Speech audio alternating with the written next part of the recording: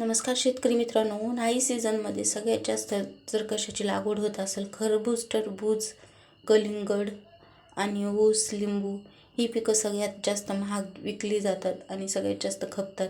याची लागवड आपण आज खरबूजची लागवड बघणार आहे.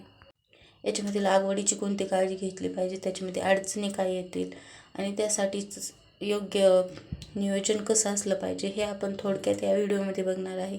त्यासाठी व्हिडिओ स्किप न करता शेवटपर्यंत बघा, कारण आपण व्हिडिओच अगदी शॉर्टकटमध्ये अगदी कमी वेळात बनवलेला आहे. आणि आवडला तर लाईक, शेअर आणि सबस्क्राईब जरूर करा आपल्या चॅनलला.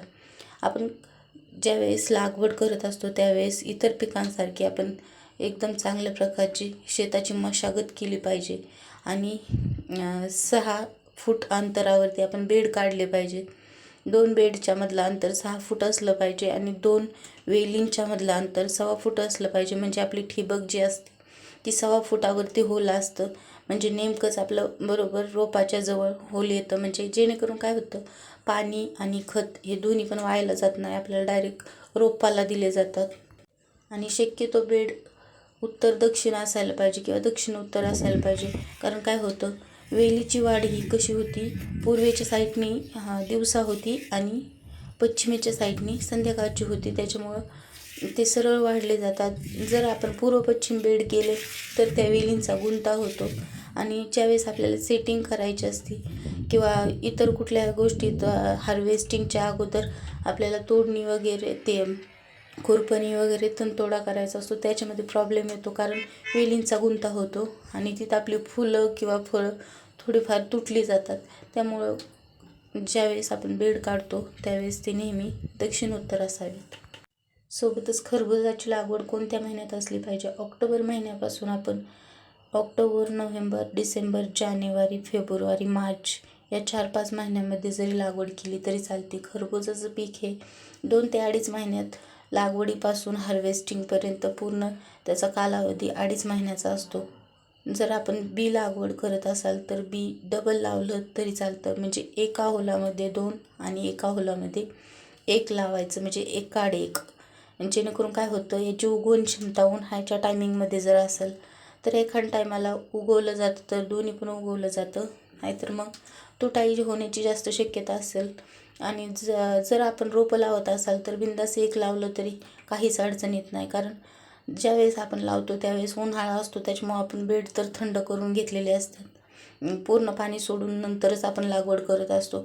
आणि उत्तम पद्धतीचा माल जर आपल्याला अपेक्षित असेल, ॲव्हरेज भरपूर काढायचं असेल तर खताचं व्यवस्थापन पण तेवढंच गरजेचं आहे आणि औषधांचं व्यवस्थापन पण तेवढंच गरजेचं आहे. नागाळीसाठी सुद्धा आपण त्याच्यावरती औषधं मारली पाहिजे टायमाच्या वेळेला. आणि इतरही रोग असतात त्यासाठी सुद्धा आपण नियोजन केलं पाहिजे. आता या प्लॉटमध्ये शेवटला थोडीशी नागाळी आलेली व्हिडिओमध्ये तुम्हाला दिसतच असेल. पण त्यासाठी नागाळीसाठी आपण कुठलं औषध मारलं पाहिजे ते सुद्धा आपण याच्या आधीच्या एका काकडीच्या प्लॉटमध्ये सांगितलेलं आहे. तुम्ही ते वापरू शकता किंवा बायो 303 नावाचं औषध आहे ते प्रमाणासकट बघायचं असेल तर तुम्ही तो व्हिडिओ बघू शकता. आणि कलिंगडासाठी कुठली औषधं वापरली जातात तीच खरबुजासाठी सुद्धा आपल्याला सुटेबल होतात. कारण दोन्ही एकसारखी पिकं आहेत जवळपास आणि दोन्हींना सुद्धा ॲव्हरेज भरपूर असतं. त्याच्यामुळं कलिंगडाला जी औषधं आणि खतं लागतात तीच जवळपास खरबुजाला पण लावतात. लागवडीसाठी सुद्धा त्याची जी पद्धत आहे तीच याची पण आहे. एकदम थोडा फरक आहे हार्वेस्टिंगच्या टायमिंगला. कारण कलिंगडाची हार्वेस्टिंग फार तर 2 वेळेस होती, तशी आपल्याला खरबुजाची हार्वेस्टिंग ही 3-4 वेळेससुद्धा करावी लागते. कारण सगळं खरबूज एक सोबत येत नाही आणि सोबतच मार्केटचा सुद्धा इश्यू असतो. कारण मार्केट याला उपलब्ध असतं, पण ज्यावेळेस हार्वेस्टिंग होऊन थोडं पुढं जाईल त्यावेळेस हा माल आपला खराब होतो. जर आपलं खताचं पाण्याचं योग्य व्यवस्थापन असेल तर आपल्याला 25 ते 30 टनाचा माल एकरामध्ये निघून जातो. आणि शक्यतो हे करताना जर मनुष्यबळ घरचं असेल तर जास्त केलं जातं आणि बाहेरच्या मनुष्यबळाने करायचं असेल तर थोडंच केलेलं परवडेबल असतं. याच्यामध्ये मेन काही व्हरायटी आहेत, बॉबी, कोहिनूर किंवा आताच नवीन निघलेलं सागर सीडचं विजय, हे सुद्धा एकदम उत्तम प्रतीची व्हरायटी आहे. याच्यामध्ये याचा आकार, कलर, गुणवत्ता, याची टेस्ट या सगळ्या गोष्टींचा विचार करून खरबुजाची लागवड आपण केली पाहिजे. आणि जास्तीत जास्त ॲव्हरेज हे व्हरायटीवरती पण असतं, पण खत पाण्यावरती सुद्धा असतं. आपण कशी त्याची काळजी घेतो याच्यावरती सुद्धा डिपेंड असतं. खतासाठी आपण कलिंगडासाठी एक खत व्यवस्थापनाचा व्हिडिओ बनवलेला आहे, एकदम डिटेलमध्ये. त्याच्यामध्ये सगळी खतं सांगितलेली, जशीच्या तशी आपण जर कलिंगडाला वापरतो तशी खरबुजाला वापरली तरीसुद्धा एकदम सूट होतात. कारण खत व्यवस्थापन याच्यामध्ये पण सांगायचं म्हटलं व्हिडिओ खूप मोठा होईल.